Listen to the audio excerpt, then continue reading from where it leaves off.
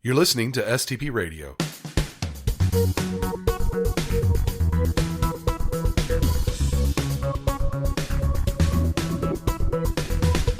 Welcome back to STP Radio. I'm your host, Damian Synadinos. I'm excited to be conducting an interview today with one of our upcoming speakers for the Software Test Professionals Fall Conference. In case you haven't signed up yet, STPCon will be in Dallas, Texas this fall from Monday, September 19th through Thursday, September 22nd this year. Be sure to check us out at stpcon.com, where you can learn more about the conference, the speakers, our special events, our conference pricing, and a whole lot more. You can also follow us on Twitter and Instagram.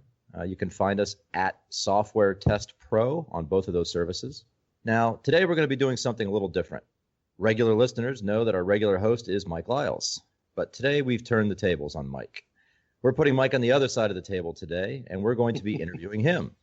Mike, for those that don't know him, is a QE program manager with Belk. He has over 23 years of experience in IT, taking on various roles from development, program management office, multiple roles within testing. And Mike, I'm very glad to have you with us today. How are you?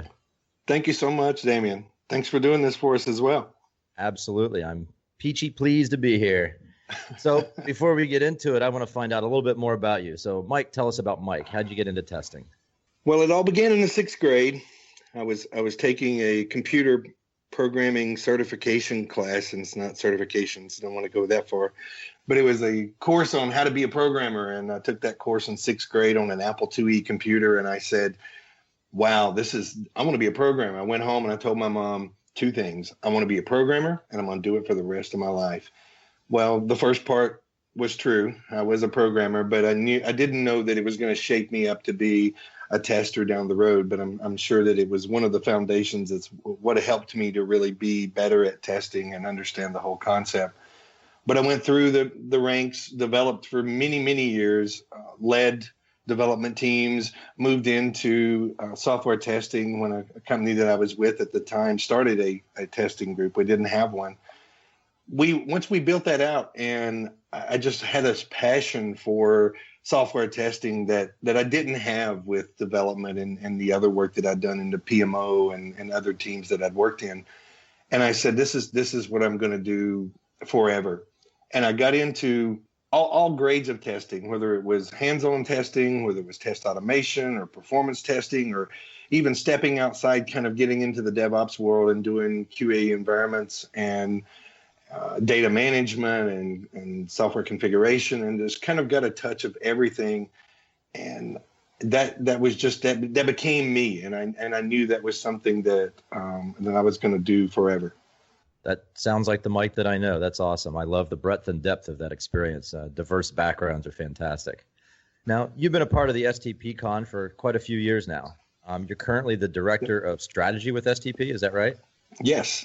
Okay. Can you tell us how you became involved with STP initially, and what have you done through the years? So it was a very strange situation. I had just started Twitter and got involved with Twitter probably later than most people did, but it was around November of 2011. And I was just starting Twitter, updated my profile, and said, I'm in software testing. I want to be a writer. I want to be a leadership writer and write a book someday.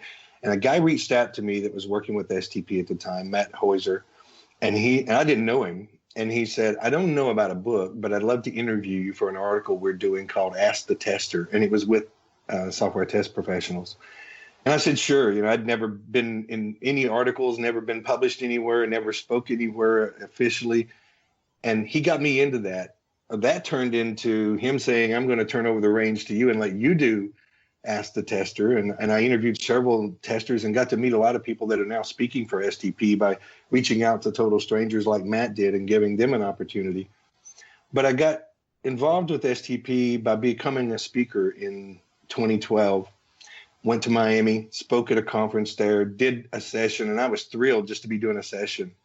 And after a couple of STP cons that I did, I spoke to the folks that were running the show, and I said, I'd like to do a workshop. Would you allow me to do that? And they said, absolutely. So I did a workshop, and I loved it. And I said, this is really what I love doing.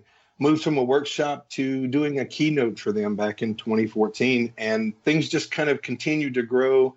I got really closely involved. I got very passionate about helping them build out the community and plan our next events and select speakers and look at what the topics were and try to help build that program out and look at it from different angles, from a tester's perspective, from a performance and automation and hands-on and leadership and mobile, and just trying to build out all the tracks that we could do. And we got folks on the committee. We built a really strong community, and things just kept evolving to the point where the folks at STP said, we'd like for you to be our director of strategy. We'd like for you to help us continue to build this out. And it has been wonderful. I just really love working with these guys.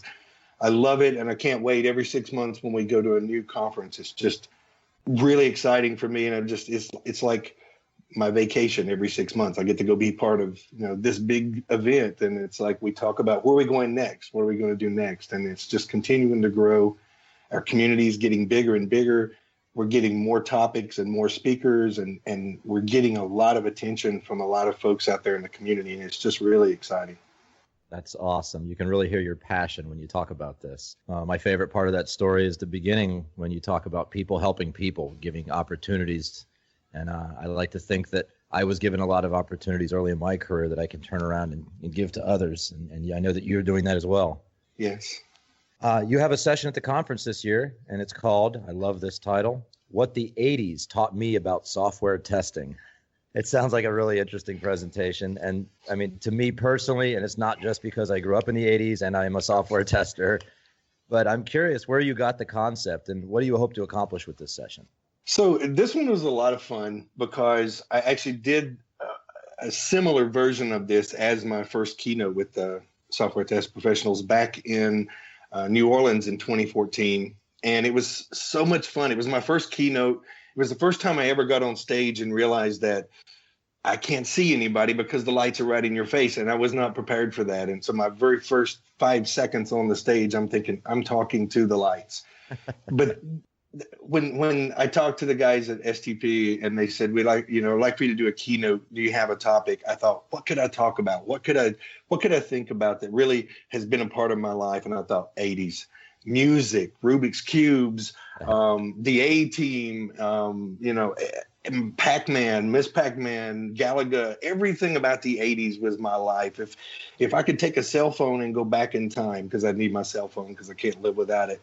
But if I could take a cell phone and go back in time, I would love to live in the 80s all over again. And then it was just such an inspiring time. I grew up, I learned everything about my life. I was very impressionable. And I started thinking every day I would be driving home thinking about that keynote. And then as I start building this session, I said, I want to make it better and do a 1-hour session. And I look at what I've got now for this session compared to what I had for the keynote. And the keynote was really successful.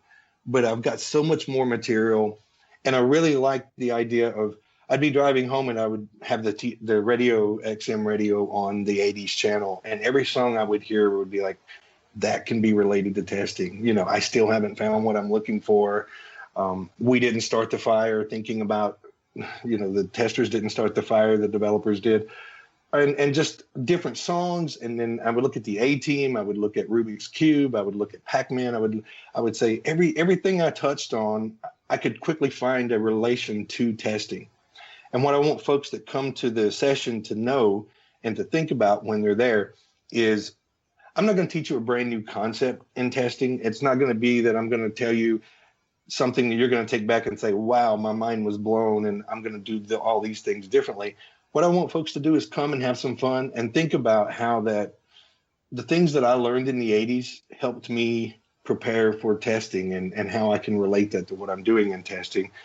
And really not as much of like if I go to an automation course or I go to another hands-on context-driven course or a mobile course and really learn a ton of concepts. I don't want to do that. I want folks, it's on Thursday afternoon or right near the second session on Thursday. And I want folks to just have some fun. It's near the end of the conference. Just relax, have some fun. They will have just heard my keynote, and so I'm hoping that it's going to be a lot of fun for folks, especially if you lived in the 80s. I've got some pictures of folks that were at that's going to be at the conference that sent me some of their pictures, even folks that didn't want to send me their pictures, and I found them. So That's going to be a lot of fun. If you get that time machine working, you have to promise to take me back too. Right. I just have to find a DeLorean. That's right. Another question about your session. One of the takeaways is a glance at how testing has evolved over the years. When I read that, it brought to mind a saying that hindsight is 20/20. Now, without giving too much away, are you able to talk a little bit about how it was to live through the 80s versus look back at the 80s? And did you learn anything from that experience that helps you plan towards the future? Yeah, I think the one thing that we learned, one of my big takeaways from talking about the 80s is that really generations don't change a lot, even though we think they do. I think my generation was better than my parents. My kids are already telling me their generation is better than mine, and they're only 13 and 8. And the thing that I think that lots of generations do is they say, well, we're living in the best times ever, and it was much tougher back then. But the thing I want to share with folks as I'm talking is be ready for the unexpected. Because when I was living in the 80s, I had to leave my phone at the Apple store a couple of weeks ago because I dropped it and broke it all to pieces. And it was such a simple drop, but that's another story for another day. And they told me they had to keep it for an hour and a half, and then I was going to go have dinner and come back. And I had to drive to the restaurant without my phone, and it drove me crazy. And I'm thinking, in the 80s, I didn't have a phone. I drove all the way to school. I drove all the way to work. I didn't take a phone with me. I didn't need a phone. But we live in a society now where that phone is like connected to me.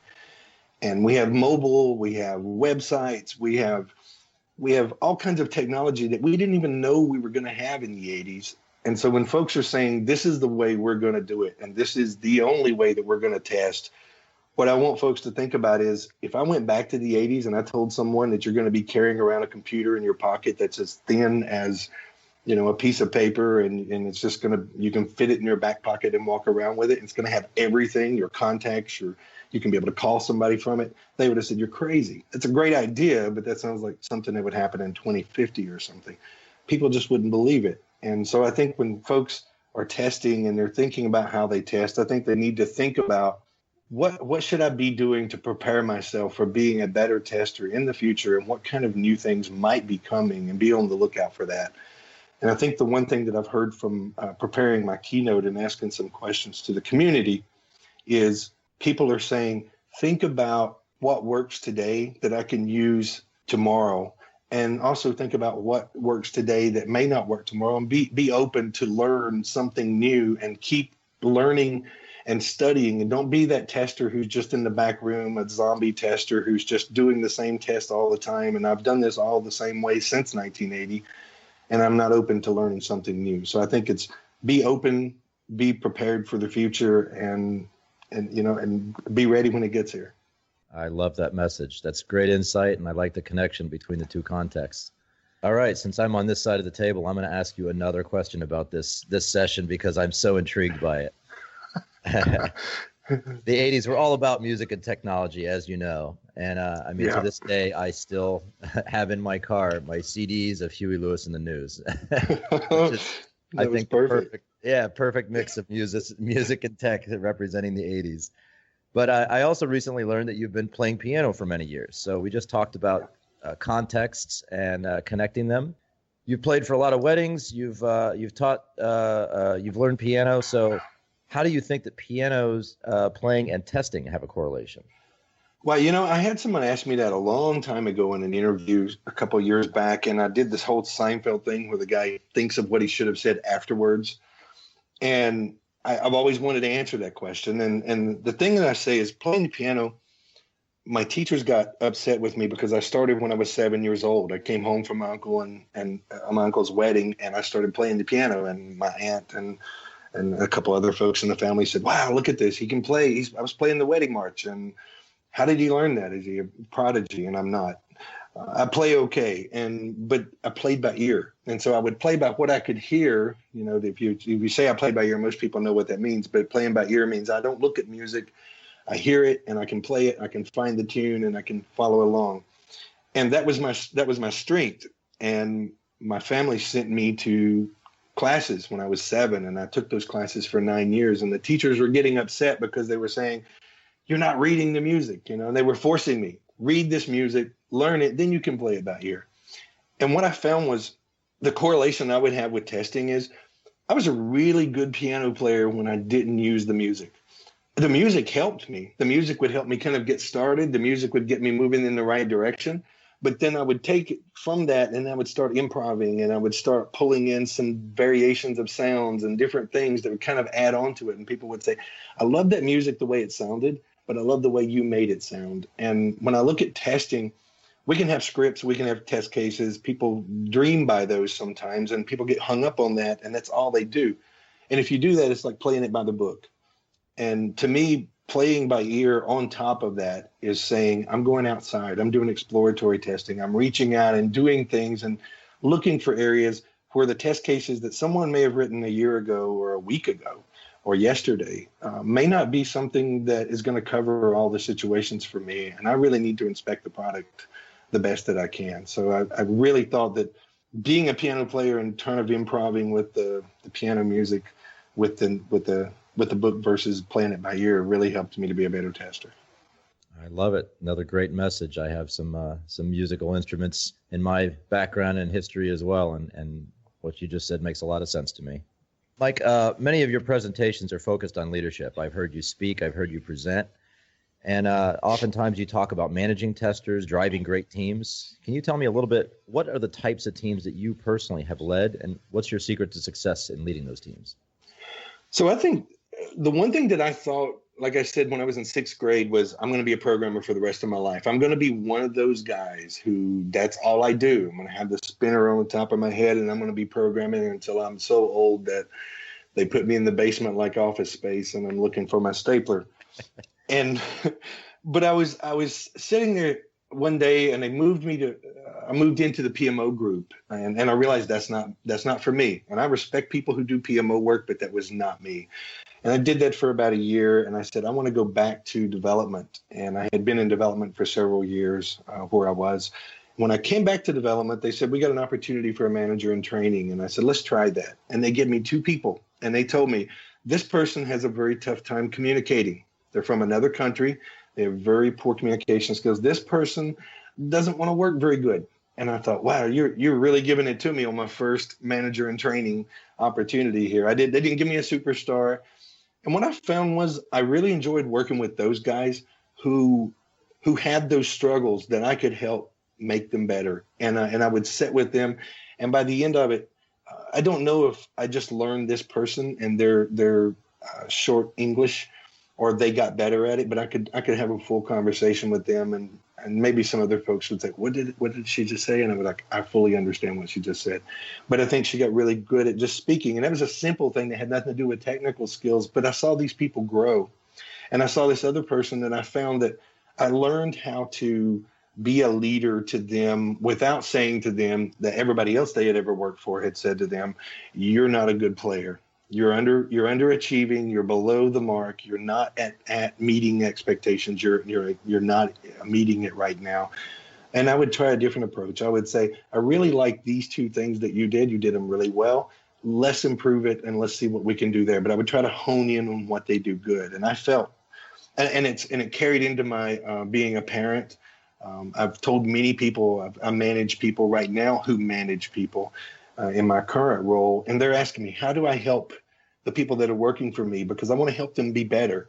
And I would say, if my daughter's room is a mess and I walk in and she's cleaned up just the corner, and I say, this is horrible, you've not done anything but the corner, then obviously she's done. She's not going to be motivated to finish the room. But if I say, what a beautiful corner this looks like, this is so good in this corner, can you show me how you can expand that further?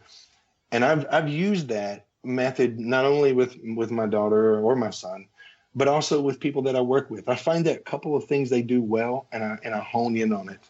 And to talking to your question on what teams I've led, I've done PMO teams, I've done development teams, I've led the environment teams, performance automation. I've led all different types of groups within QA and within development as well. So it's been a lot of fun. I just really love honing in on what somebody does well, and then we just dig into that, and we make them so happy that they're doing well there that they want to expand and learn something new. Give them a stretch. Go, okay, now you're not as good in this area, but let's go over there and try that now. I love that.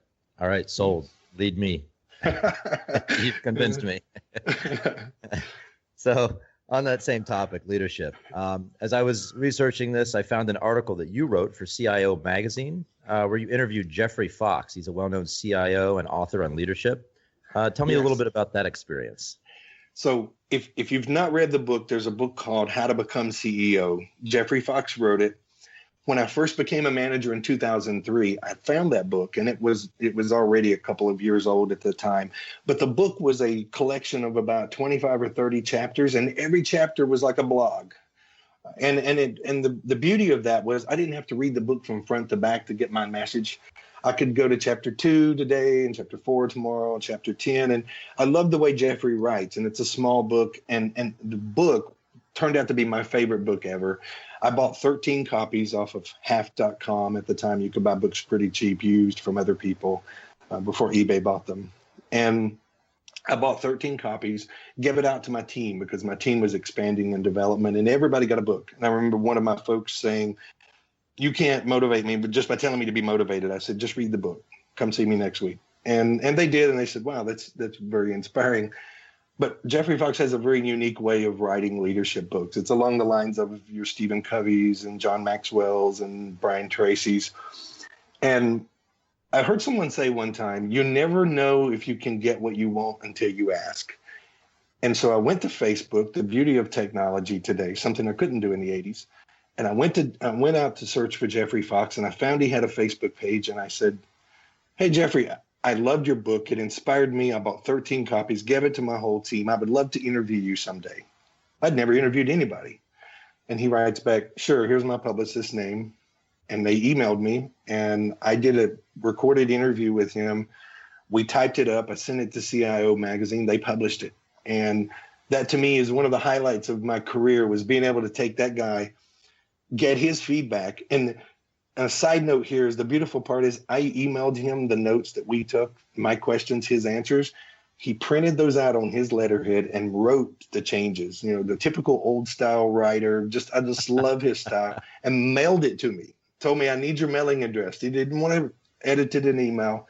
He wanted to mail it to me. So I've got his letterhead, which is going to be framed someday in my office. His changes. It was one of those events where when somebody says, "What's one of the biggest things you've done in your life?" I said, interviewing Jeffrey Fox was just amazing. And I've done it with Brian Tracy. He's up for an interview with me.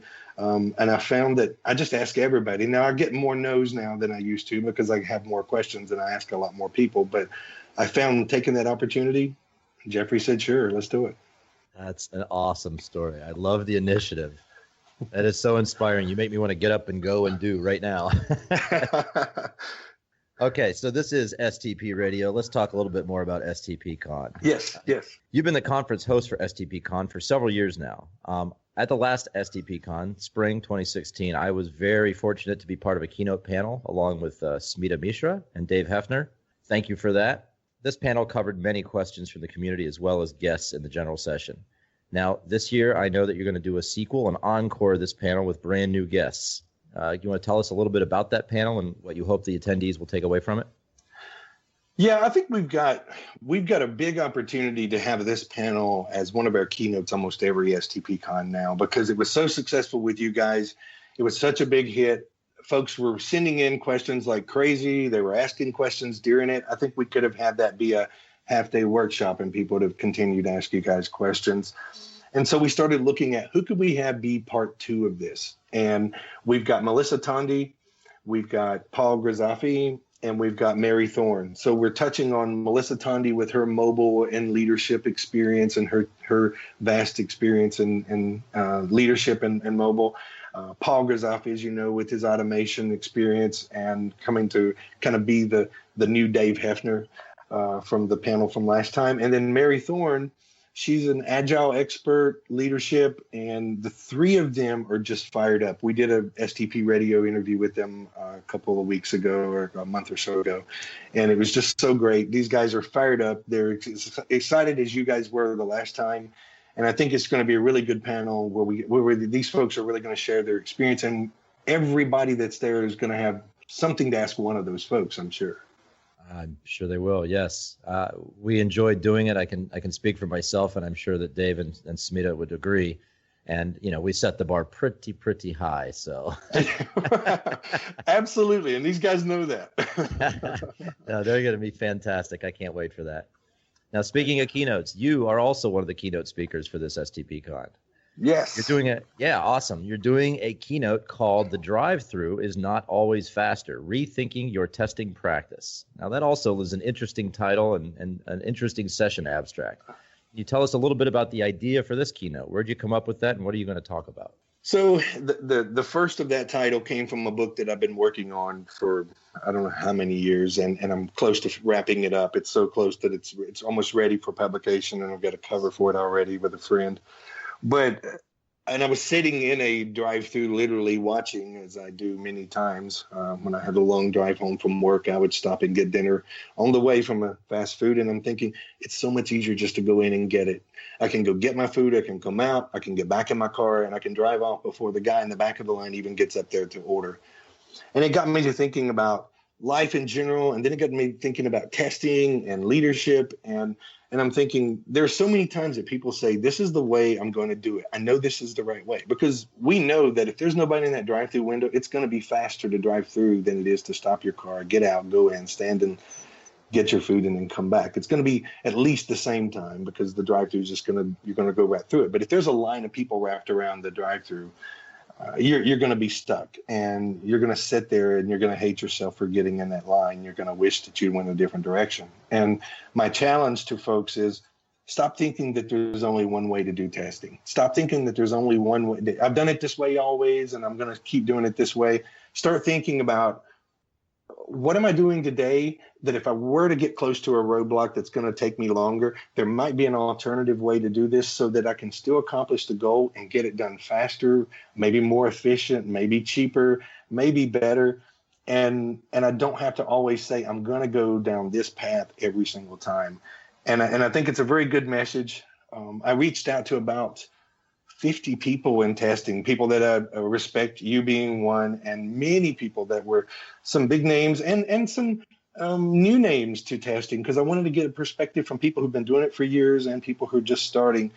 And I got about 27 or 28 different responses, and I've been going through those for several weeks now. And I love the responses from folks. I only asked 5 questions, and I'll share those in the keynote, but it's just 5 simple questions about what's working in your company, what's not working in your company, what would you say is the core needs of an organization, and what are some of the areas where your teams disagree or don't get along. And what I want to do with that is my opening message in the keynote is going to be, you're not alone. And I heard that someone at CAST did the same thing, and I promise you, and you know it as well as I do, before CAST, I had already said that's what I was going to do. But I think I want to say, you're not alone. And if you're having this problem, then it's very likely that 50 other organizations are having the same problem. And I want to share with folks how they can overcome some of the things that I've heard the community say. And I also want to add some other additional fun things to it and kind of keep it exciting and humorous and kind of keep it growing. Yeah, that's a very important message. Certainly it's important for testers to hear, and even in the larger context of life itself, you are not alone. So absolutely. Great message. So obviously, as the director of strategy of the conference, you're very familiar with the program. You always ask this question of those you're interviewing when you do the interviewing on this side of the table, but today I'm going to ask it of you. As you look over all the keynotes and sessions and workshops of the upcoming STPCon, what are some of the things that you want to be able to take part of, and what do you hope to take away? Wow. So it's really hard for me. It's like asking someone who has 48 children, which one do you like the best? Because I was part of building this program out with the committee, and every one of them I felt were just handpicked with our group, and I feel an attachment to each of them. But the things that I like, I try to pick something from every day. So I'm going to be a little different than everyone else and say, here's just the one. But on Monday, the workshops, there's a workshop with Richard Bradshaw. A lot of folks may not know him very well in the U.S. He's very popular all over the planet in automation, but he's going to do a workshop on Lego automation. I think it's going to be outstanding. with my leadership experience and my love of leadership in testing and anything. Melissa Tondi has a workshop on leadership roundtable there for the second half of the day. I'm really excited about that. Tuesday, I'm going to have a problem because there's like 4 or 5 different workshops that are all at the same time that it's very difficult for me to pick one. But I guess the one I'm probably going to look at is this 45 or 50 word title by Hillary and Martin. And if you haven't seen this, the name of the workshop is the absolute final workshop to everything you will ever need to know and learn about software testing in under 3 hours with a money-back guarantee and lifetime technical support. Batteries not included. Some restrictions may apply. It is our way to say thank you. It may give us a struggle to get that on the website, by the way. Sure, yes. But these guys, they've done a testing circus for us. They're amazing. Hillary's done it with Ben in the past, but he's bringing Martin Heine with him. I've met Martin before. I can't wait to see the two of them do that. And then in the afternoon, Smita Misra is doing her context-driven strategies for new and experienced testers. I've seen her do similar context-driven workshops before. People love it. She does a lot of exercises, and I think it's one that's really going to drive a lot of folks to learn some new things about context-driven testing. And then I'll be quick here with Wednesday. Miko, our security keynote, he's going to be amazing. I've met him and online and talked to him. He's amazing. And then there's the Show It, Better Testing Through Visual Communication. I like anything visual. I've done courses on visual testing. That's Jess Lancaster doing a session on Wednesday. And then on Thursday, I'll pick one from there saying, we've got a local guy in Texas, and I want to promote him because he just got added because someone had to cancel. But Connor Roberts is going to do context-driven improvement, an introspective model for testers. And I want folks to come out and support him. It's near the end of the day on Thursday, but if you've got a chance, come out, check him out because he's excited, he's fired up, and this is his first big conference for him, I believe. And so I'm looking forward to all of them.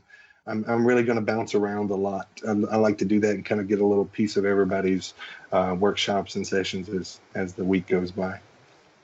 That sounds awesome. I'm salivating over here. Is it the 19th yet? That's my question. That's right.